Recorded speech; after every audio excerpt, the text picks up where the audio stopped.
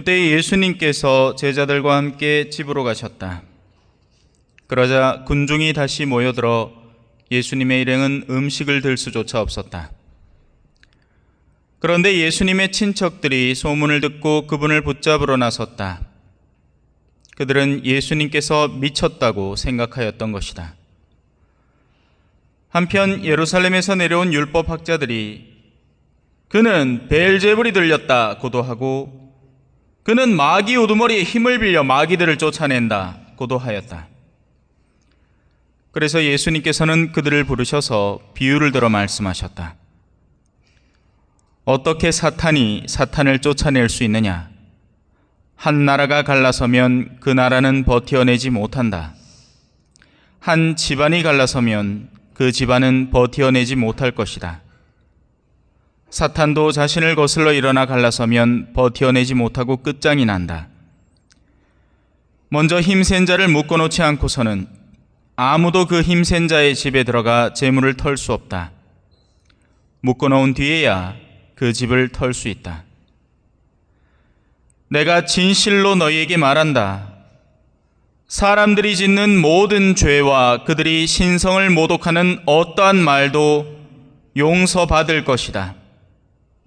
그러나 성령을 모독하는 자는 영원히 용서를 받지 못하고 영원한 죄에 매이게 된다. 이 말씀을 하신 것은 사람들이 그는 더러운 영이 들렸다고 말하였기 때문이다. 그때 예수님의 어머니와 형제들이 왔다. 그들은 밖에 서서 사람을 보내어 예수님을 불렀다. 그분 둘레에는 군중이 앉아 있었는데 사람들이 예수님께 보십시오, 스승님의 어머님과 형제들과 누이들이 밖에서 스승님을 찾고 계십니다 하고 말하였다. 그러자 예수님께서 그들에게 누가 내 어머니고 내 형제들이냐 하고 반문하셨다. 그리고 당신 주위에 앉은 사람들을 둘러보시며 이르셨다. 이들이 내 어머니고 내 형제들이다.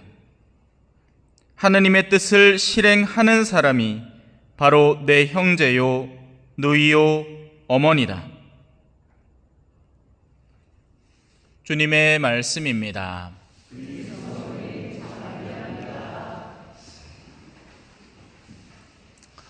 찬미 예수님,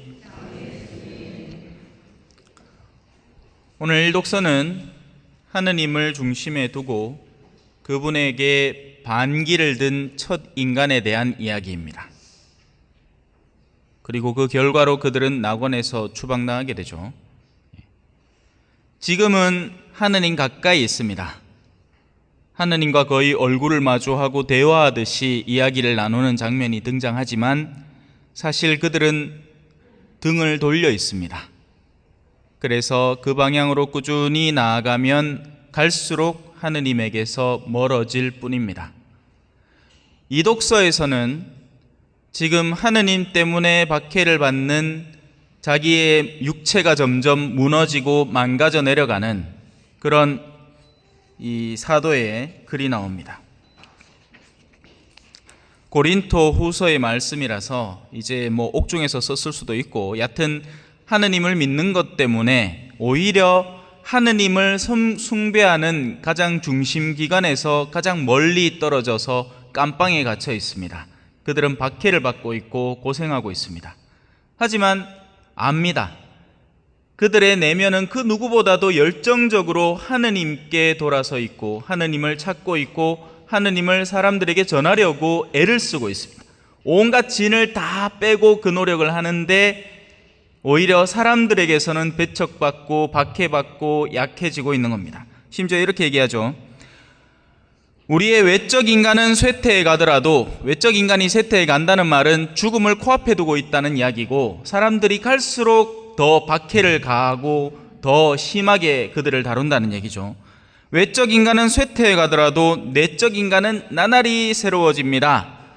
육체가 허물어져 갈수록 그에 반해서 반비례해서 내면의 열정이, 하느님을 위한 열정이 더욱 확고히 됩니다. 이건 오늘날의 우리의 현 세대와도 비슷해요. 우리가 못 살았을 때는 잘 살 내면을 갖추고 있었습니다. 못 살았기에 견딜 줄 알았고, 못 살았기에 서로 더 사랑할 줄 알았습니다. 가진 것이 없는 가운데 서로 돕고 살 줄 알았고 필요한 것을 나누고 살 줄 알았습니다. 그런데 지금 잘 사니까 어떻게 됩니까? 오히려 내면이 더 약해지죠. 젊은 세대들에게서 인내심이 이 극한으로 떨어져가는 모습을 직접 목도하고 있습니다. 예전의 대학생들과 지금의 대학생들은 차원을 달리합니다. 예전의 대학생들이 본당에 한 서너 명 있으면 모아놓고 프로젝트를 착착착착 진행시킬 수 있었습니다. 지금 대학생들은 모아놓고 뭐 하자 하면 전부 다 휴대폰 들고 그것만 쳐다보고 있을 겁니다. 뭔가 주체적으로 해결을 한다거나 나이가 30살이 되어서도 엄마 아빠만 쳐다보면서 뭐 떡국물 떨어지는 거 없나 이런 것만 쳐다보고 있는 거죠. 외견의 조건과 내면의 힘은 반비례하는 겁니다. 그래서 우리의 이 지상 천막집이 허물어지면 하느님께서 마련하신 건물 곧 사람이 손으로 짓지 않은 영원한 집을 하늘에서 얻는다는 사실을 더욱더 주지해 가면서 이 두 번째 이독서에 나오는 이 인물 바오로 사도와 그 주변의 인물들은 하느님의 집에 대한 열정을 더욱 키우고 그분의 집에 나아가는 겁니다. 흐름이 형성이 된 게 이해가 되십니까? 하느님을 중심에 두고 가장 가까이에 있는 아담과 이브는 정작 하느님에게 등을 돌리고 온갖 핑계를 대면서 내가 몰락했는 게 아니고요. 아마 당신이 내한테 만들어준 저 여자가 내한테 몰락해갖고 내가 묻다 아닙니까? 그렇게 했었고 여자는 여자대로 내가 잘못했습니다 이게 아니라 뱀이 나한테 꼬시키 갖고 내가 묻다 아닙니까? 뭐 내가 잘못했습니까? 뱀이 탓이지 하면서 온통 핑계를 대며 하느님에게 멀어져 가고 있는 중이고요. 반대로 바오로 사도는 하느님과 가장 멀리 떨어져 있는 상황에서도 하느님에 대한 열정으로 이제 이 육체의 장만만 최종적으로 허물어지고 나면 저는 당신 집의 사울이다. 좋기도 좋을시고 아기자기 한치고 형제들이 오손도손 한데 모여 사는 것 그렇게 될 걸 고대하고 있죠. 자, 이제 우리를 돌아봅시다. 성당에 모여 있습니다. 그죠? 하지만 그건 겉으로 보여지는 모습일 뿐입니다. 저마다의 내면의 상태는 하느님에게 다가서려는 움직임 속에서 제단 앞으로 나온 이들이 있는가 하면 울며 겨자 먹기로 어쩔 수 없이 나오는 이들이 존재를 하는 겁니다. 지금 여러분들의 육적 인간은 모두가 강론대를 향해서 앉아 있을 수밖에 없죠. 왜? 의자가 다른 방향으로 되어 있는 게 없잖아. 뭐 만약에 의자가 뒤로 되어 있는 게 있으면 뒤를 쳐다보고 있을 낀데 그래도 저 뒤에 의자까지도 일단은 앞을 보게끔 이 조성이 되어 있단 말입니다. 그러니 어쩔 수 없이 앉아 있는 거예요. 하지만 여러분들의 영혼의 앉음은 저각각 다른 겁니다. 완전히 다른 거예요. 누군가는 어떻게든 하느님의 말씀을 조금이라도 더 새겨 듣고 그걸 나에게 체화시켜서 오늘 하루를 좀 더 하느님께 나아가고자 애쓰는 사람의 마음으로 앉아 있을 수 있지만 반대의 방향은 하느님께 일절 관심 없이 어떻게든 이 시간이 빨리 끝났으면 좋겠고 아이고 내가 지금 뭔가 걸려 있어서 어쩔 수 없이 나오고 있는 이 문제만 아니면 언제라도 도망가 버릴 내면의 준비를 갖추고 성당에 나올 수도 있는 겁니다. 이해가 되시죠? 사람의 내면은 서로 다르니까요. 아이고 신부님 오늘 또 강론 슬슬 길게 하려고 저 또 시동 걸고 앉았다 하는 사람이 있는가 하면 아이고 신부님 좀만 더 해주이소 기왕 하시는 거 네 우리 남편 좀 듣고로 또 회개도 좀 하고로 아이마 그런 말을 들을 데가 없습니다. 저는 인간이 얼마나 내 속을 썩하 샀는지 집에서는 지가 왕인 것처럼 행동하는데 그나마 성당에서는 신부님 하는 말이라도 들은 게 지발 좀 앉혀놓고 얘기 좀 해주이소. 자 이제 복음을 들어갑시다. 복음은 어떻게 됩니까? 군중은 이제 예수님의 진가를 알아보기 시작을 합니다. 그러니 저기서 미친 듯이 밀려옵니다. 물론 그 모든 군중이 예수님의 참된 진가를 알았다고 생각해서는 안 됩니다. 그들을 제자라고 호칭을 합니다. 제자는 자신의 영역에서 포기할 것을 포기하면서 예수님을 따르는 진또배기 사람들을 말하고, 군중은 저기 뭔가 재밌는 게 있겠다 싶어서 다가서는 이들을 군중이라고 합니다. 얼마 전에 별골 축제 했죠. 얼마 전에 성주 전국 노래자랑 빰빰빰빰빰빰빰 빠라밤 이 하면 가는 겁니다. 그 군중들은 버스를 맞춰서 가요. 군중들은 뭔가 호기심거리가 있고 재미난 것이 있을 만하다 싶은 곳이면 찾아가는 이들이 군중입니다. 제자들은 자신의 생 가운데에서 일정 부분, 필요하다면 전부를 헌신을 한 이들을 제자라고 하는 거죠. 그래서 적지 않은 신앙인들은 여전히 재고 있는 겁니다. 얼마나 줄까? 천주교니까 한 5,000원 선까지는 줄 수 있어. 근데 10,000원은 안 돼. 이거 아까워서 안 돼. 근데 백화점을 가서 옷을 사면 20만 원이고 30만 원이고 이거는 얼마든지 결제할 수 있어. 쿠팡에 한 달에 한 번씩 넷플릭스 14,000원 결제는 해도 성당에 5,000원 이상을 낸다? 이건 안 돼. 쿠팡도 이제 월 정기 결제액을 올리죠. 4,990원에서 이제 7,000 얼마로 올립니다. 괜찮아. 왜? 다음날 배송해 주거든. 나한테 득되는 게 있단 말입니다. 근데 성당은 줘봐야 아까워. 아깝단 말입니다. 우리 손주 유모차 사주는 거는 200만 원이고 300만 원. 괜찮아. 사. 예. 근데 하나님한테 내가 뭐 받은 게 딱히 없는 것 같아. 예. 간단한 결론이에요. 우리는 이미 그렇게 살고 있는 겁니다. 이건 바꿀 수가 없는 거예요. 쉽게. 바뀌지만 바꾸려고 들지 않는 겁니다. 우리가 선호하는 영역이 있고 우리가 절로 끌리는 영역이 있단 말입니다. 그걸 영의 움직임이라고 하는 거예요.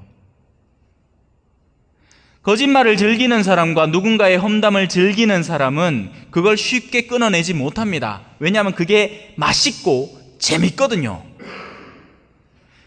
누군가를 험담할 때마다 갑자기 보이지 않는 공간에서 손이 하나 나타나서 내 기대기를 차삭 때린다고 하면 그 순간 입을 꾹 다물 겁니다. 하지만 그렇지 않거든요. 우리가 누군가에 대한 욕을 함께 서너시 모여서 도손 할 때 재미가 난단 말입니다. 죄 지을 때마다 내 발가락이 하나씩 잘려나간다면 당장 멈출 겁니다. 하지만 그렇지 않죠. 그렇기에 우리는 즐겨 죄를 지으러 가는 겁니다.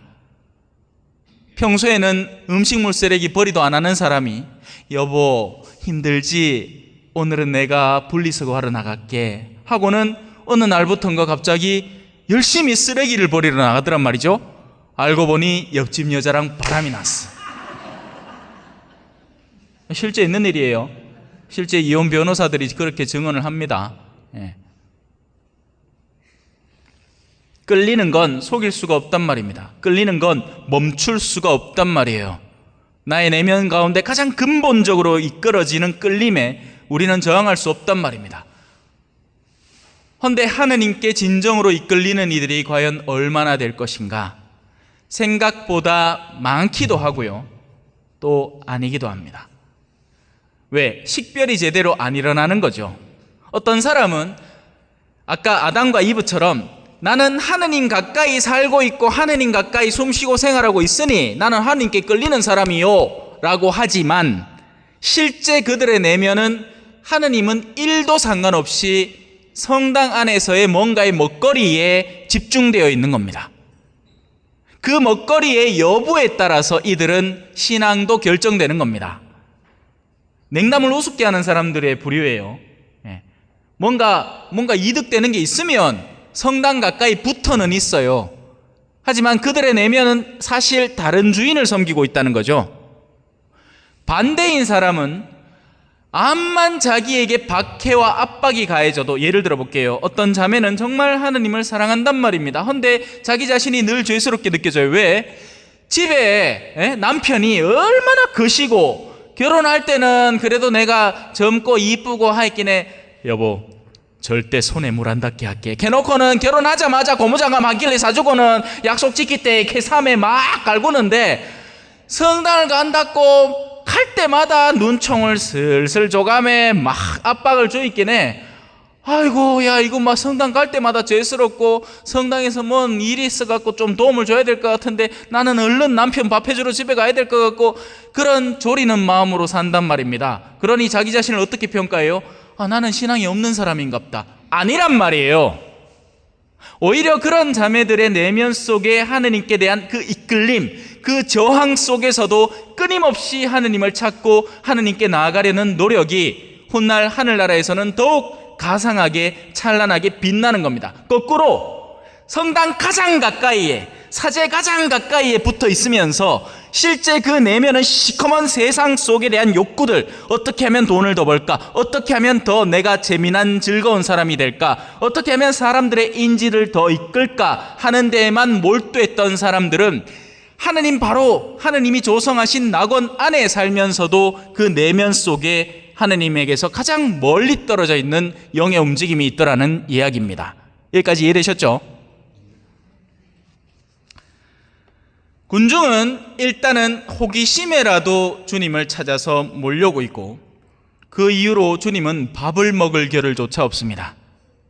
하지만 주님은 그걸 기꺼이 희생하시면서 예수님과 일행들이 같이 해요. 그래서 제자들 역시도 마찬가지입니다. 예수님이 굶는데 지들이라고 옆에 가갖고 떡 먹고 만두 먹고 수제비 먹고 주님 좀만 굶어 있어요, 우리 일단 먹고 갈게요, 이렇게 안 한다는 겁니다. 주님이 굶으시면 자기들도 굶습니다. 주님이 일하시면 자기들도 그 일을 도와서 사람들을 배정하고 그분을 순차적으로 만날 수 있게 돕겠죠.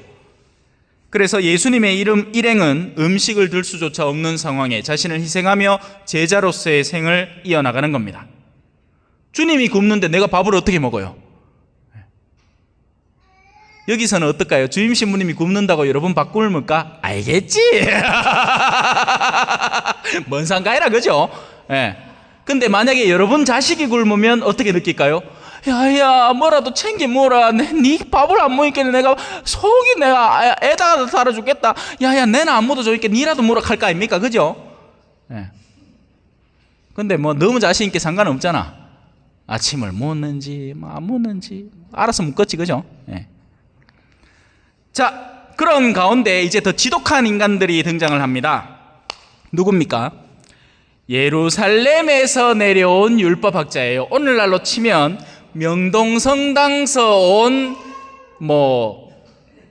신학자들, 명동성당의 나름 우리 너무 멀리까지 가지는 맙시다. 우리 교구에서 끝내자. 저 계산성당이나 아니면 범어대성당에서 온 아주 대단한 식견 있는 교회에 존경받는 인물들 있습니다. 우리 교회. 그 사람들이 와서 뭐라고 하느냐? 예수님을 두고 그렇게 밥도 못 먹고 군중들에게 하느님의 말씀을, 복음을 전하려고 애를 쓰고 계시는 예수님에게 절마 저거 벨제불 들렸다. 벨제불이라는 건 당대에 정말 극악무도한 단어로서 사탄의 총수 우두머리쯤 됩니다. 그는 마귀 우두머리의 힘을 빌려 마귀들을 쫓아낸다. 그러니 예수님은 이들도 품어야 되는 겁니다. 그래서 그들에게 그렇지 않다. 사탄도 갈라서면 저들끼리 망한다. 그래서 여러분 있잖아요. 이거는 사족의 이야기인데요. 개신교 신자들이 천주교 신자한테 와서 뭐라 하잖아요. 대응 매뉴얼 1번. 야들아, 너희끼리 먼저 해결하고 우리한테 온나. 우리는 하나의 교회다. 우리는 같은 아버지를 모시고 있고 성부, 성자, 성령 같은 신앙을 고백하고 그 같은 신앙 체계에서 나온 교리를 고백하고 같은 교계 구조를 가지고 있고 이 성당 다니다가 저 성당 다녀도 아무 문제 없다. 심지어는 다른 나라 가서 그 성당 가도 된다. 저 2억 마일리 떨어져서 남미의 성당 가도 그 미사나 이 미사나 똑같이 여기고 거기에 신부님이나 여기에 신부님이나 신자들에게 똑같이 예수님의 몸을 준다. 너거는 우리한테 대들 생각하지 말고 너거 개신교 장로회 침례교회 뭔 놈회 있는 거 먼저 뭉치고 우리하고 댐비라. 끊임없이 갈라지고 있지 않느냐. 사탄도 이렇게는 안 한다. 근데 농담으로 하는 소리고 여러분들의 사고를 정리하기 위해서 말씀드린 거지, 실제 개신교 신자들한테 이렇게 얘기하면 그 사람들 버럭 불같이 화냅니다. 예, 그러지 마시소. 정답은 니 그래 생각하나 알았다 하고 넘어가 보면 됩니다. 그 사람들은 가톨릭 신자들을 대할 때 토론, 진정한 의미의 의견을 조율을 하고 자신이 미흡한 부분에 대한 채움을 오는 사람들이 절대 아니에요. 그 사람들은 싸우러 오는 사람들입니다. 그렇기 때문에 싸움에는 먹이를 안 주는 게 최고예요. 이런 일들은 본당 안에서도 얼마든지 일어날 수 있습니다. 현명하게 대응하세요. 한 사람이 궁금해서 묻는 것과 따지려고 묻는 것은 차원을 달리하는 문제입니다. 궁금해서 묻는 사람에게는 시간과 노력을 들여서 성실하고 이 책임감 있게 응답해 주는 것이 필요하지만, 그냥 시험을 걸려고 묻는 이들에게는, 비둘기에게는 원래 먹이를 안 주는 거예요. 왜 그래요? 주만 줄수록 모여들거든. 그 사람들은 우리의 반응을 기대하는 겁니다. 자, 다시 돌아옵시다. 예루살렘에서 온 율법학자들입니다. 나름 당대 교회에서 식견 있고 나름 유명하고 그 위치가 확고하다는 이들이 몰려와서 예수 그리스도, 지금의 우리로서는 예수님에 대한 입지가 굳죠. 오죽한 벽에다 떡 끌어놨겠나, 그죠? 예. 우리가 지금 미사 드리고 있는 모든 것, 바로 예수 그리스도 때문에 그렇게 하는 겁니다. 제가 사제로 살아가는 것, 제 잘나서 절대 아니죠. 예수 그리스도께서 필요한 사람, 직분이 있기 때문에, 그것 때문에 제가 저 자신을 헌신하는 거지 다른 이유 때문이 아니에요. 오직 예수 그리스도 때문에 우리는 그렇게 한다는 걸 아는데, 당대에는 그렇지 않았단 말이에요. 당대에는 먼 놈 신흥 종교 세력이 하나 나타나서 우리 밥그릇 훔쳐간다. 근데 그 사람의 말을 들어보지도 않고 그 사람이 어떤 일을 하는지를 보지도 않고 상관없는 겁니다. 대놓고 일단 공격부터 하는 겁니다. 왜? 자신들의 이권이 침해받고 있기 때문에 그래요. 이런 일은 어떤 공동체에서나 일어납니다. 기득권이 존재하는 공동체면 어디서나 일어날 수 있어요. 초전에서도 마찬가지입니다. 여기도 예외라고 생각하지 마세요. 자신의 기득권이 상처받을 때 그 기득권을 해치는 이들은 일단 악으로 규정되는 겁니다. 정치에서도 일어나요. 얼마든지 일어납니다. 그걸 가지고 계속 싸우는 거예요, 지금. 예. 이미 권력을 잡은 이들과 그 권력을 노리는 이들 사이에서 얼마든지 일어나는 일입니다. 하지만 여기는 지금 예외죠. 예수님은 그들의 권력을 침탈할 의지가 하나도 없습니다. 예수님은 복음을 전하는데 진리가 그들을 성가시게 만드는 거죠. 왜 제가 이렇게 열심히 이 부분에 대한 이야기를 하느냐? 여러분들이 분명히 알고 짚고 넘어가야 하는 영역이 있기 때문에 그렇습니다. 왜? 우리는 신앙생활을 하면서 항상 고민하는 부분이 뭐죠? 죄와 그에 대한 용서를 고민합니다. 맞죠? 사실 죄 없으면 마음 푸근하게 살 수 있어요. 그런데 주변에서 자꾸 사건 사고들이 일어나는 겁니다. 그러면서 마치 내가 뭔가 크게 잘못한 것 같은 느낌을 받는 거죠. 그런데 우리가 올바른 이해를 갖추고 있으면 공연한 괴로움을 떨쳐낼 수 있고 그 진정한 의미의 어둠이 있는 것에 합당하게 대처할 수 있기 때문에 그렇습니다. 이게 잘 안 되면요, 착한 사람은 지가 죄인이라고 생각하고 끙끙 앓고 있고, 나쁜 놈은 정작 내 맨키로 거룩한 사람이 있나? 요번 지금 예루살렘에서 내려온 율법학자들 맨키로 지금 야들은 지가 왕인 거예요. 지가 제일 잘났어. 자기들이 하는 일이 옳다고 생각을 하고 예수님을 벨제불이라고, 마귀 우두머리에 힘을 빌린다고 얘기를 하는 겁니다. 자, 그러니 예수님이 이야기를 합니다. 내가 진실로 너에게 말한다. 사람들이 짓는 모든 죄와 그들의 신성을 모독하는 어떠한 말도 용서받을 것이다. 하느님의 용서는 거의 무한대다. 하지만 예외적으로 한 가지 용서할 수 없는 죄가 하나 있다. 용서받지 못한다. 그러니 우리가 적어도 이건 알고 있어야 될 거 아닙니까? 이게 뭔지. 성경은 이렇게 간단하게 얘기합니다. 성령을 모독하는 자. 성령은 어떻게 모독되는가? 제가 앞서 설명드린 그 방향성의 문제인 겁니다. 아무리 멀리 떨어져 있어도 하느님을 보는 이는 용서받습니다. 그 멀리 떨어진 그래서 이걸 어떻게 표현할까요? 자, 여기에서 외관에 한 사람이 있다고 칩시다. 외관에서 이까지 올라가면 자기 걸어서는 힘들겠죠. 차를 타든지 누가 데려다 줘야 되는데 가고 싶은 마음은 있는데 자기에게 능력이 없단 말입니다. 그러면 하느님은 전능하십니까? 힘의 한계가 있으십니까? 전능하시죠. 그래서 그 사람이 돌아선 것을 보는 순간 하느님이 차를 보냅니다. 자, 태워오라고. 이게 영적인 영역 안에서 일어나는 일이에요. 누구든지 저 멀리 떨어져 있어도 하느님 나 살려주세요, 당신 말고는 이제 기댈 데가 없어요 하는 순간 그 뉘우침이 진실로 일어날 때 하느님은 당신의 가장 좋은 차를 보내 그를 구출해 오게 하시는 겁니다. 반대로 하느님 아무리 가까이 있어도 그 방향이 하느님에 대해서 역겨움을 느끼고 있는 사람이라면, 아무리 가까이 있어도, 심지어 에덴 동산 안에 같이 살고 있어도 그는 스스로 하느님에 대해서 피하고 숨고 수치를 느끼고 자신을 감추는 그 움직임을 계속하면 어떻게 되겠습니까? 용서받기가 힘들어지는 거죠. 이해되셨겠지? 이 정도 설명했으면 이해해야 됩니다. 뭐 초등학생들이라도 이거 잘 설명하면 이해할 기다. 거리가 중요한 게 아니라 방향이 중요하다는 겁니다. 성령을 모독하는 것은 성령께서 우리에게 차를 보내서 우리를 구원하고자 하는 그 따스함을 지닌 성령께 등을 돌리고 있는 상태를 성령을 모독하는 행위다라고 볼 수 있는 거예요. 그 거리는 상관이 없다는 거죠. 지금 성당을 다니고 있어도, 지금 사제로서 살고 있어도 하느님의 은총에 등 돌리고 있고 자기와 영 상관없는, 이 하느님과 상관없는 것에 욕구를 두고 그곳을 향해서 달려가고 있으면 이 사람은 순차적으로 은총의 영역에서도 멀어지는 겁니다.